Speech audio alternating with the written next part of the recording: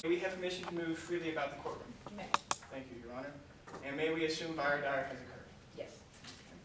And may we constructively approach the bench for objections and sidebars so that the judges in the jury box hear our arguments clearly? You may, and it's not necessary each time you do that to remind the court that you're constructively doing that. You just may assume. Thank you. And may we assume that Your Honor is the presiding judge and that the judges in the jury box are a panel of 12 jurors? Yes. Thank you, Your Honor. And would you like us to state the basis of our objections, or immediately, or wait till we're recognized by you? You may state them immediately. Thank you. And we respectfully request that the opposing counsel refrain from writing on damaging our exhibits in any way, and we will certainly extend that same courtesy to them. I'm sure we will have that agreement. Thank you, Your Honor. And would you like us to formally tender our experts? No, that's not necessary. Don't explain this court. Thank you. And may we assume that the witnesses have been constructively sequestered? Yes. Okay.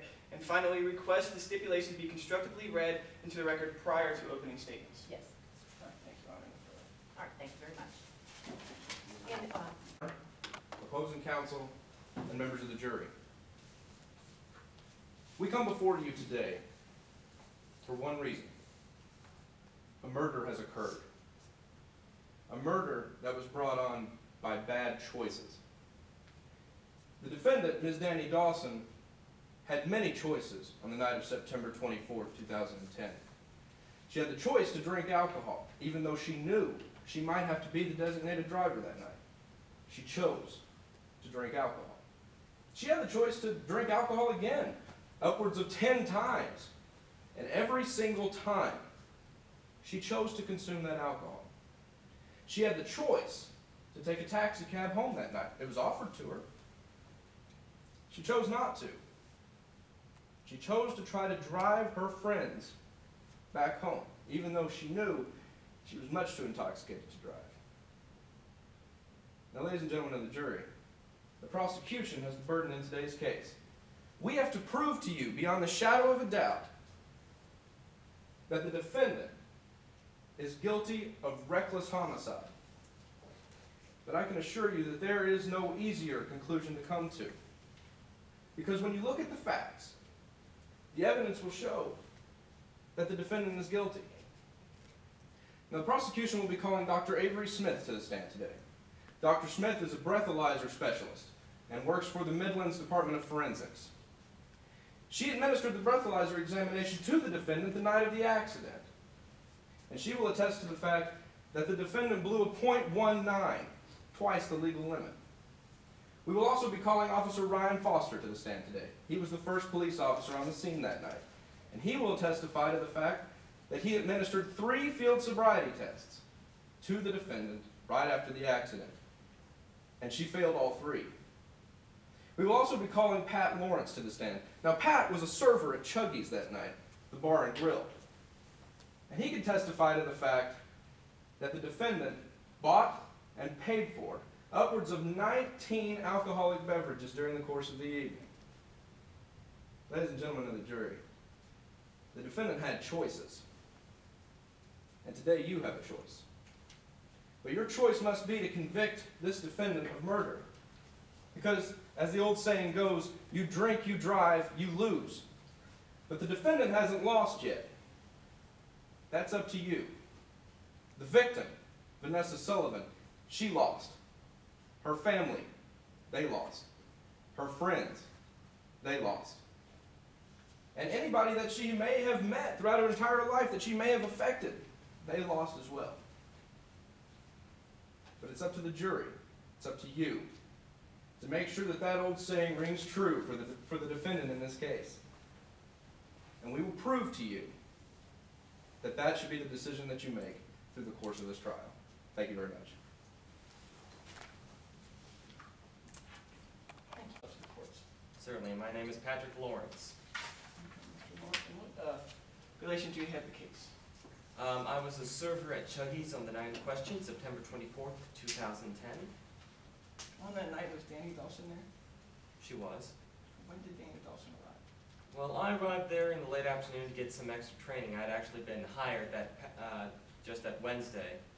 And I got there in the late afternoon and Dawson was there. I see. And what was Mrs. Dawson doing?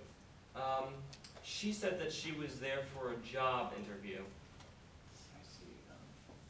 Can you elaborate on her specific actions at that time? Certainly. At the time, she was at the bar by herself, and she was putting about half a dozen drinks before my shift even started. This was all before 6:30. And did you personally have any interactions with Mrs. Dawson? Yes, at one point she stumbled over a table and spilled her drink all over me. I had to actually go back to my car and change my clothes before my shift started at 7. I'm sorry to hear that. And at what time did you realize that you were going to be serving Mrs. Dawson? Pretty much when I started my shift, I found out that she was in my section. I see. What was her first order when they were in your section? Well, by that time she was joined by Taylor Hobson and Vanessa Sullivan. I didn't know this at the time, but apparently they were celebrating her birthday. Dawson was ready for more alcohol, wanted a whiskey on the rocks, and a round of shots for everyone else, and a large order of cheese fries. Did you bring them that order? I did. In fact, Dawson wanted her whiskey on the rocks on the strong side. I see. And were there any orders after that? Yes, the next order after that was a round of soda and sweet tea for everybody. Was there anything special about those orders? Yeah, I had asked the table who was going to be the designated driver because that person would get free soda or sweet tea for the rest of the evening. And what was the response at the table? It was dead silent. Dawson raised up her hand, and I thought that was personally funny given how much Dawson was stumbling and slurring, but apparently Sullivan and Hobson didn't find it as funny as I did. I see. Was there any more alcoholic beverages ordered? Yes. At one point, Jordan James, the bartender, sent me over, who's also a close friend of Dawson, sent me over a tray of whiskey and ginger ale drinks on the house for Dawson's table, which Dawson was incredibly excited about. Was that the final drink order? No, it was not. At one point in the evening, Hobson left the table and went up on stage to sing with Chatterbox, which was the local band playing that night. And Dawson wanted mixed drinks to celebrate Vanessa's birthday, and I brought over 3 screwdrivers for each of them. That was the final drink, correct? It was not. Later on in the evening, I saw Dawson by herself in the corner of the dining section. I asked if she wanted anything else before the night was over. I'm sorry. What happened next? Well, she wanted a tequila sunrise because, quote, she never wanted the night to end. And I, noticing how much she was still stumbling and slurring, I said, okay, as long as you're not driving home tonight. What was her response? She snapped back at me, saying that she wasn't even that tipsy, and that she was so surprised of getting so drunk off of so few drinks. Was there anything else that she said about the drive home? At that point, that once she was done with the evening, she would actually call the bar after setting the speed record home to Vanessa Sullivan's house. I see. And did she call the bar? She did not. Actually, after the tequila sunrise, the band Chatterbox came down off the stage and wanted a round of shots for everybody. Dawson pulled me to the side and said she just wanted a water shot. And I tried to get that drink order to her. What happened there? This is a fault on my part. The shots that were being served were grain alcohol shots, and there were so many of them. They look exactly like water, clear liquid. But the thing is that they burn so much that people usually visibly react to them. And from what it looked like, Hobson was the one that got the water shot instead of Dawson. And they have twice the alcoholic content of a normal drink. Did Dawson elaborate on that drink? Or? Well, I rushed straight over to her after realizing my mistake and said, and begged her not to drive. This is when she brought up the comment about making the speed record to Vanessa Sullivan's house. But after that, she said she just wanted water and soda. I see. In fact, she said that the grain alcohol would improve her driving ability. I see. And final question for the evening is, are you still working at Chuggy Sports Bar? I am not. The next day, Miss Sullivan, the district attorney and Vanessa's mother, went to Chuggy's and threatened to take away their liquor license. In order to avoid this, the owner threw me under the bus and had me fired for my mistake with the grain alcohol shot. Thank you, Mr. Lawrence. No further questions, Your Honor.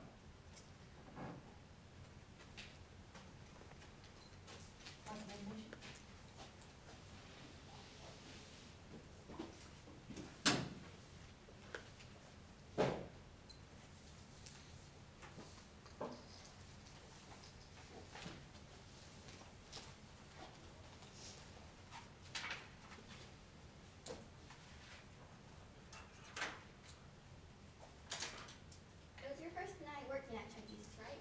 That is correct. You'd been trained earlier that afternoon, correct? Yep, around.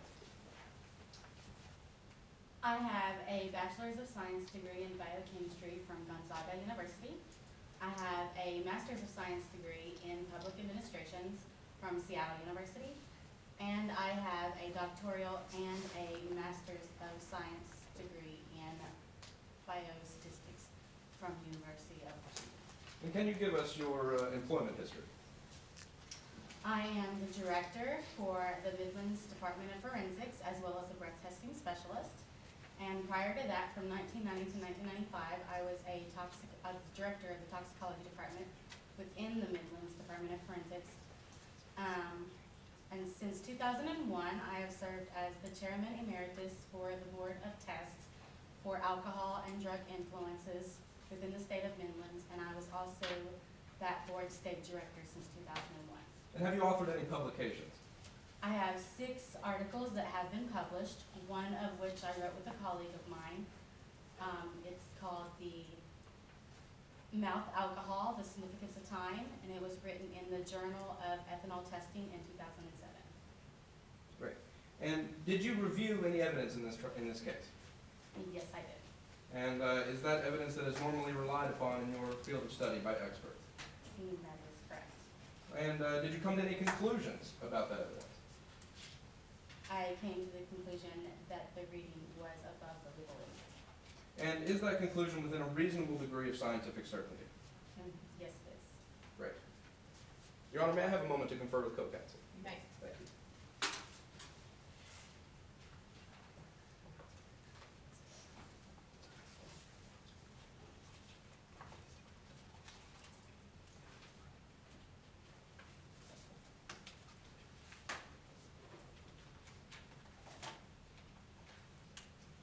Your Honor, I'd like the record to reflect that I'm showing opposing counsel what will be entered as prosecution exhibit 1. This is the Midlands Center Department of Corrections breath test operator's report. Which one is it? I have a courtesy copy for Your Honor. May I approach? Thank you, yes. May I approach the witness as well? Dr. Smith, do you recognize this document? Yes, I do. And what do you recognize this document as? The Midlands Center Department of Corrections breath test operating checklist. Wonderful. If you could follow along with me on page number 2, if you could just turn to the second page. There's a section at the bottom that is labeled Remarks on Speech, Walk, and Observations of Subject. Could you read your handwritten remarks on that section, please? This is consistent with moderate to heavy drinking, stumbling slightly when attempting to walk, and spoke extremely deliberately. Great. And if you could for me, please, at the very bottom, could you read what it says under the final black bar? I hereby confirm that this form was accurately complete by signature Danny Dawson. That is Danny Dawson's signature. That is correct. And were you there when Danny Dawson signed that document? Yes. Thank you. May I approach the witness to... Thank you, Dr. Smith. Did you administer the breath alcohol test to Danny Dawson on the morning of September 25th, 2010? Yes, when Officer Foster brought Danny Dawson into the station, I administered the intoxilizer 8,000. And do you think that there's any way that that test could be flawed? No, I absolutely do not, for many reasons. One of which being there's a special mouthpiece that is equipped on the Intoxilizer 8000 to keep out excess moisturizer and foreign debris out of the machine, so it wouldn't cause a spike in the machine. Secondly, the machine takes several different samples during the course of the test, as well as it runs several different tests. One of them which being a control test to make sure that the machine is running accurately and effectively, and at that time, that night, the morning of Danny Dawson was given the exam, it was running accurately and effectively. And if there had been some kind of error in the machine, would that have reflected the way that your test showed? If there would have been a spike in the machine due to excess moisture or a gastric reflex, there would have been a spike during, the unit would have picked up on it, which would have caused a spike in the reading, and then after it expelled out of the lungs, it would have went to a dramatic decrease. I'd like the record to reflect, Your Honor, that I am showing opposing counsel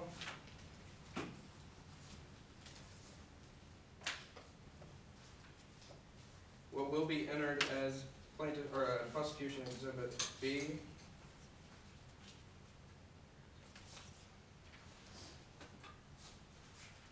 May I have a minute to confer with co-counsel, Your Honor? You may.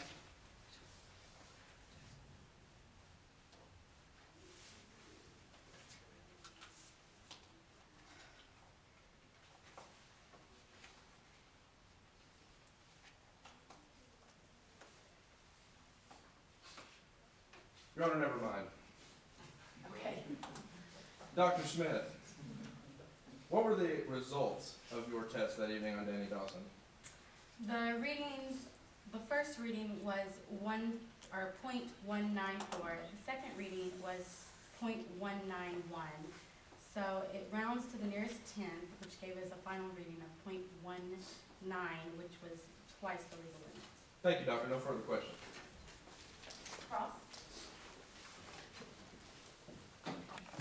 Prior to the test. Danny Dawson was observed 20 minutes prior to the exam by the arresting officer, Officer Foster, before he was brought into the station. No further questions. Thank you. Department. What do you do for a living? I am a patrol officer through Midlands since roughly about 10 years. I'm also a member of their fatal crash team as of late 2004. What qualifies you to do this job?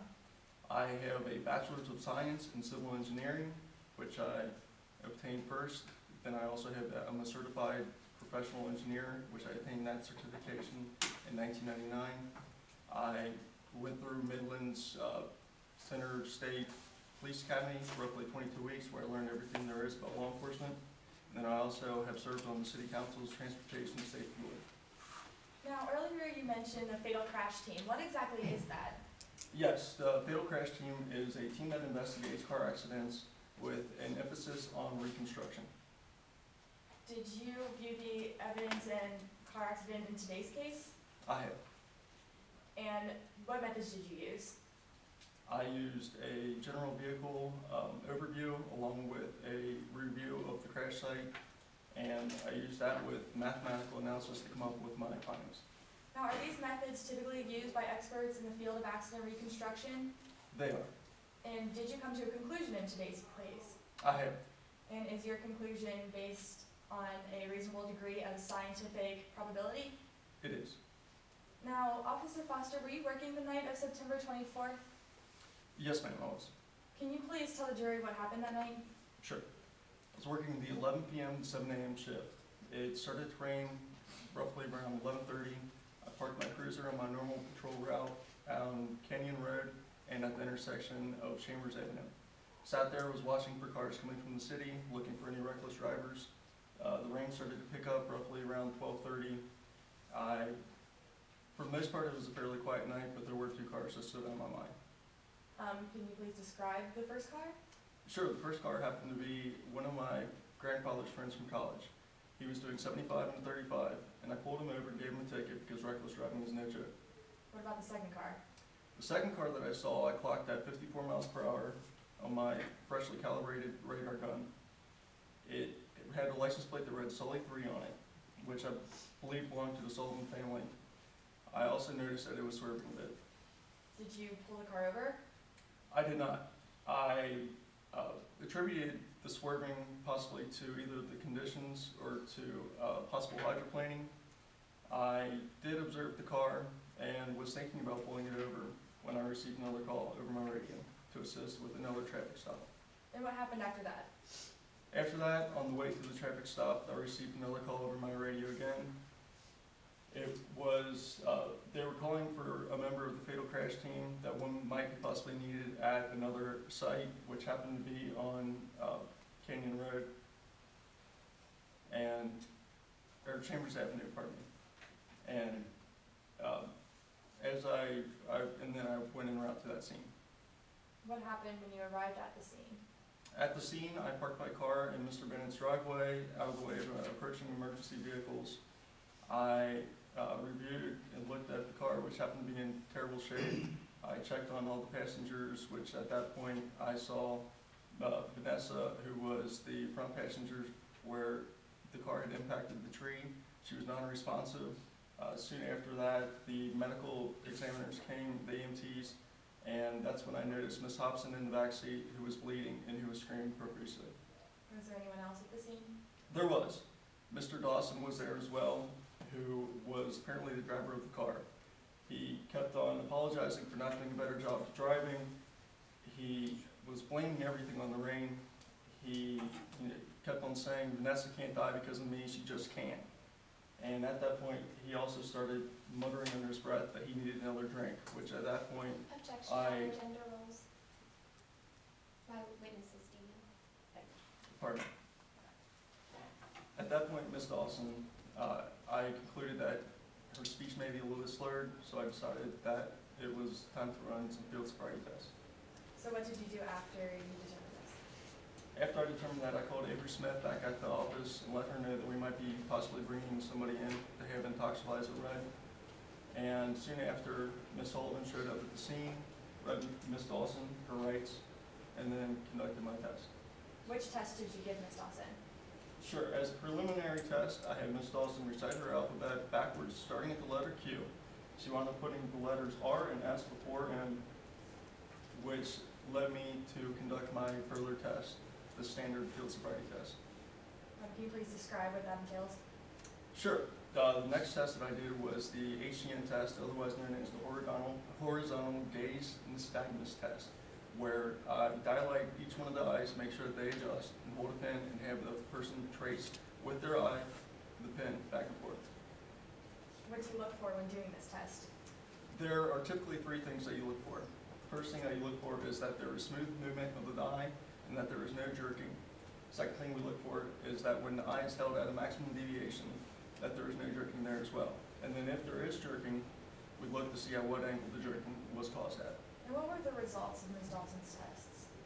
The results of all three tests that I ran were that, and this is due in part to my training and to my hundreds and hundreds of times of running these, in my experience, that she failed all three of them. Now at this time I would like to talk about the conclusions you came in today's case. Sure.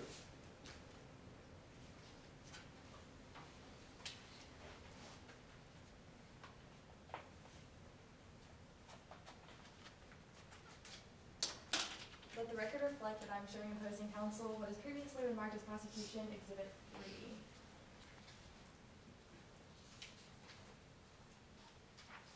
May I approach and give Your Honor a courtesy copy? Okay, thank you.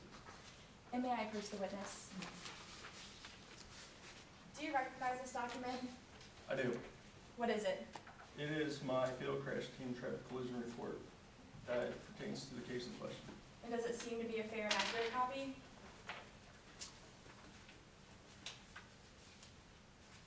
It does. Your Honor, at this time the prosecution moves to enter prosecution exhibit 3 in evidence. Is there any objection? No, Your Honor. Okay, so moved. What did you find to be the accident reconstruction of that night? I found that excessive speed for the roadway conditions with possible alcohol intoxication caused the crash in question.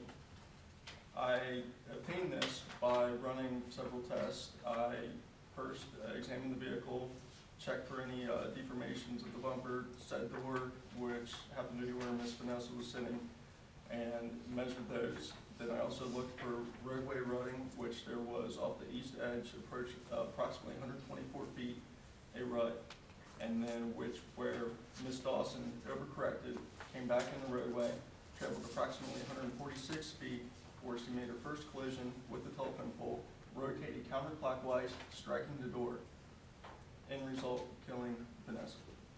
Now, did you find the conditions of the road to be a probable cause of this accident? I did not. I have personally chased many cars through that area, traveling well over 60 miles per hour. Not once has the car ever gone into the median or into the permanent shoulder. And so I find it very hard to believe that the road was the cause of the accident. And did you find any conclusions about an animal maybe jumping in front of the car? I did not. In fact, I interviewed all three people who happened to be present the night, including Miss Dawson. None of them ever mentioned anything about any deer nor animal of any sort. So I found that there was not one in question. Thank you, officer. No further questions for this witness at this time. Thank you, counsel. Cross-examination? Yes. You actually took her home several times, correct? Yes, I have. And on those several occasions, you've had conversations with Mrs. Dawson regarding Canyon Road. And you told her that that was a good road to avoid, the cops? And why would a law-abiding citizen who might be attending law school want to avoid the cops? I mean, I figure any person driving would much rather avoid a cop, regardless of what he was doing. Especially if she was drinking. I suppose someone who was drinking would most definitely want to avoid a cop, yes. So Mrs. Dawson was aware of the common fact that Canyon Road was most usually used after 1 p.m. as a means to avoid cops. I suppose so. I see. And referring back to the night in question, you arrived at the bar at 4:30 p.m. and you had a cup of coffee, correct? You were alert. Yes. The caffeine was flowing through your body, and you were well aware of Danny's situation in regards to alcohol consumption. Yes. I see. And if I do remember correctly, you actually offered, as you said previously, Danny a ride home later that night. Yes. And Danny actually said that he was going to be the DD that night. I believe so. Yes. What did you think that DD meant? I would assume that would mean that he was going to be the designated driver that night. And that struck you as odd, correct? Well, yes, at the time, because he was drinking pretty early on. I see. So you didn't stay very long then. You actually left, read the newspaper in your cabin. You came back around 7 o'clock. And you stated that Mrs. Dawson said, "Tis ought to be the best time of my life," correct? Yes. Can you spell "tis" for me? This, Can you spell that, please? I would imagine that'd be T-H-I-S-H. That's just not in my vocabulary. What did you assume that word meant? I would assume that means this. Okay, I see. And moving on, later on that night, the moment that is most crucial here is when Danny Dawson walked out of the bar, correct? Yes. And as Danny walked out of the bar, you offered him a ride, and you cleared out your seat for him, correct? Yes. Yes. And she said, "No, you drive too slow," correct? Said no, besides you drive too slow. Yes. Thank you for the correction.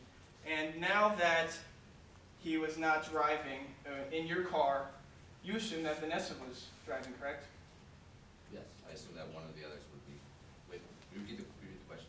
Sorry. Yes, I'm sorry, Mr. Lyons. You assumed that once Danny Dawson denied your offer for the ride, that Vanessa was driving home that night. No, not necessarily. Well, when you stated that you cleared out the seat for Mrs. Dawson, you stated that that Vanessa Sullivan must be the one driving home. My apologies, yes. Okay, thank you. And why was that? I figured that Dawson drinking so early would, that one of the others was going to be DD. I see. At that time, At what time? I think it was 12:40 p.m. at night. Yes, I guess. Yeah. And from 4:30 p.m. to 12:40 p.m., you figured that someone else should be the designated driver, as you just stated. That's right. No further questions, John. Yes. I just have one question for you. That you thought they were speeding pretty quickly. Well, I think everybody's speeding, but I wasn't clocking the car. But you estimated that they were going 20 miles over the speed limit, correct? Just a guesstimate, but yes. And in fact, when you saw the car spin off the road and you called 911, you even said that there was a crazy driver that flew off the road. I did say, I call everybody a crazy driver, but yes, I did say that. Now, when you went to check on the passengers of the car, did you mention that you saw Miss Danny Dawson, correct? Yes. And you also mentioned that she said something about a Jack and Ginger. Yeah, I don't know who they were. She also said, why did I talk them into letting me drive when I knew I was tipsy? Is that correct? Yes, I do think I heard her mention that. Now, you're a painter, as you mentioned. Yes. And so you would agree with me that your attention to detail is pretty keen, right? I would say that. Did you see any animals that night on the road or near the road? Well, my dog Peaches ran out to, down the hill and started barking, but I didn't see anyone else, and Peaches could never be mistaken for a deer. Thank you, Your Honor. No further questions at this time. Thank you. Who you refer? Analysis that you ran on Danny Dawson, one of the factors that went into that analysis was the number of drinks that Danny Dawson had that night, correct? Yes. So if Dawson forgot about a couple of drinks and didn't tell you about them, your analysis would be ultimately incorrect, right? Yes. So if she lied to you about how many drinks she had, your analysis would be incorrect. Yes, that's. But even using Danny's numbers, you still found that Danny's blood alcohol level was probably around 0.09. Yes, that is true, just over.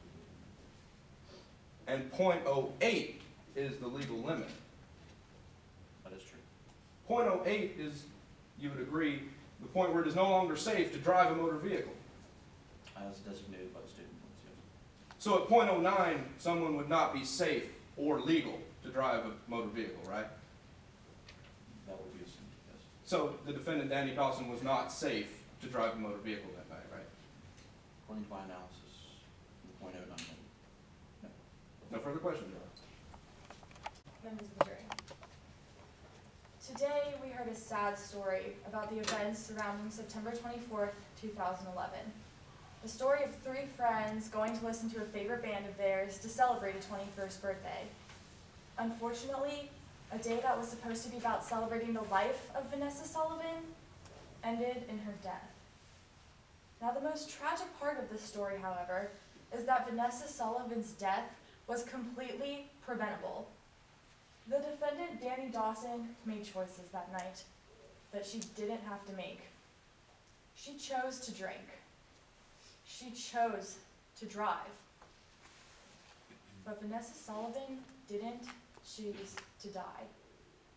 Now, as the prosecution, we have the burden of proof in today's case. We have to prove beyond a reasonable doubt that Danny Dawson did, in fact, extremely recklessly kill Vanessa Sullivan, that she murdered Vanessa Sullivan. Now, the defense will have you believe that we must prove that Danny Dawson planned this accident and that she planned to kill Vanessa Sullivan. But that is not the case. In a few moments, you will be given the jury instructions, and I would like you to pay close attention to jury instruction number 1. We have to prove that she did kill Vanessa by acting recklessly in circumstances manifesting extreme indifference to human life. Now, as the prosecution, we called 3 witnesses today that proved this was the case. And in fact, the defense also called 3 witnesses to help solidify this. Now, the first witness we called today was Pat Lawrence, the server at Chubby's that night. Pat Lawrence was able to testify to the numerous amounts of alcoholic drinks that Danny Dawson ordered and consumed throughout the night. But one of the most important aspects of Mr. Lawrence's testimony was that he told us that Miss Dawson had a way out. Mr. Lawrence himself offered to call a cab for Miss Dawson, but she stubbornly refused. Instead, she decided that she was going to get behind the wheel of a vehicle, and we all know what happened after that. She chose her ego over the life of her friends.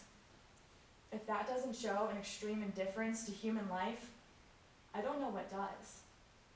Now next we called Dr. Smith, who ran the blood alcohol test on Miss Dawson the night of the accident. She testified today that her blood alcohol level was 0.19, over twice the legal limit. That means that Miss Dawson was too drunk to get behind the wheel of a vehicle and operate it safely. Finally, we called Officer Ryan Foster to the stand. Officer Foster is an expert in accident reconstruction, and he was in our eyewitness testimony for the day.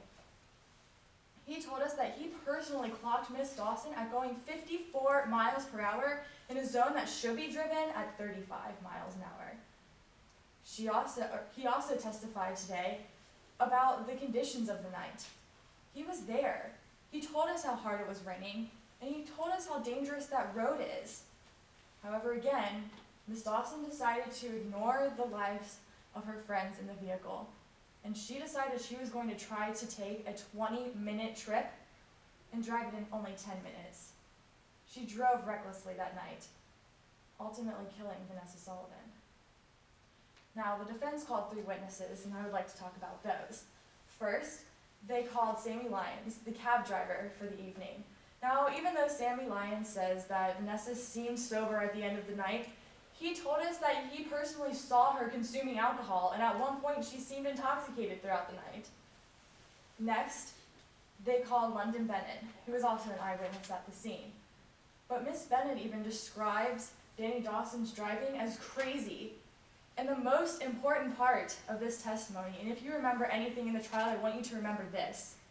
Miss Bennett admitted that she heard Danny Dawson admit herself that she was too drunk to drive. Miss Dawson said, "Why did I let them talk me into driving when I knew I was tipsy?" She even admits she shouldn't have been behind the wheel of the car that night. And finally, they called their own medical expert, Dr. Norton.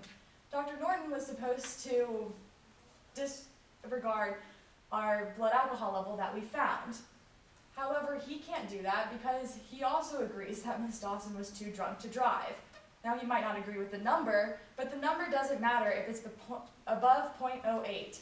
0.08 is the legal limit for a reason, because it is dangerous to drive at any level above that. As the saying goes, you drink, you drive, you lose. But it is clear that Danny Dawson has not lost in this case. If she walks away with nothing but a slap on her wrist, she wins. And the only one losing here is Vanessa Sullivan. Vanessa didn't have the choice between life or death. She didn't get to defend her life in a court of law today. She lost in the worst possible way a person can lose because of the choices that Danny Dawson made. She lost her future. She lost her dreams. She lost her life. Members of the jury, we fulfilled our burden of proof today. We gave you all the hard facts and all the evidence to prove that she got behind the vehicle of a car while drunk. That's extreme indifference to the value of a human life. She drove, she sped down a dangerous road with less than pristine conditions. That's driving recklessly. And because of that, you must find the defendant, Danny Dawson, guilty of murder. Thank you.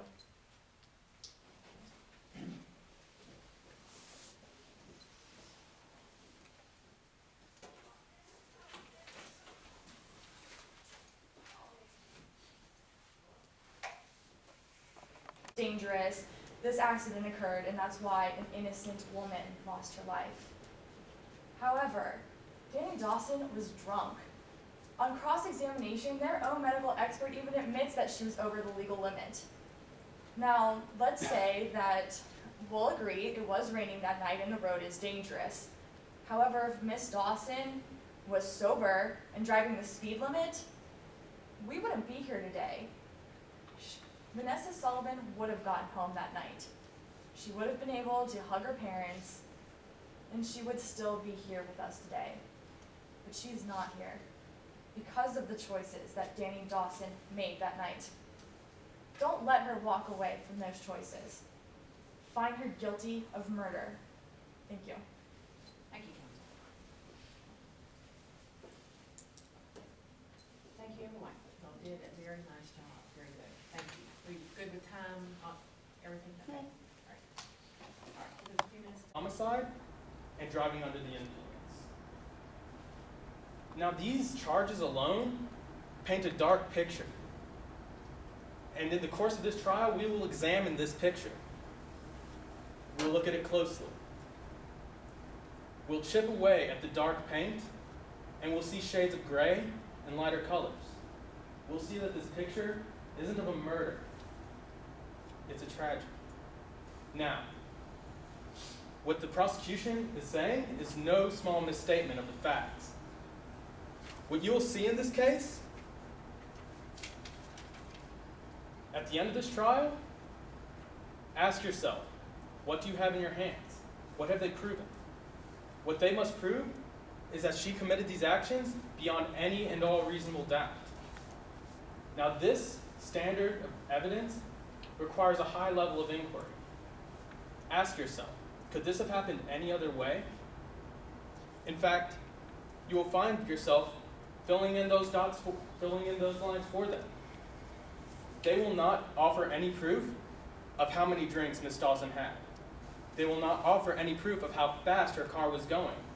And they will not offer any proof that her collision was caused only by her. What you will see, lacking evidence, is influence. What you will see is that the administrator of justice is not blind. The mother of Vanessa Sullivan is the district prosecutor, Ryan Sullivan. It is no small coincidence in this case that Ms. Sullivan will be seen throughout this trial. You'll see that she was there the night of this terrible accident. And you will see, most of all, that she was directing, that she is involved in their witnesses and in her own life.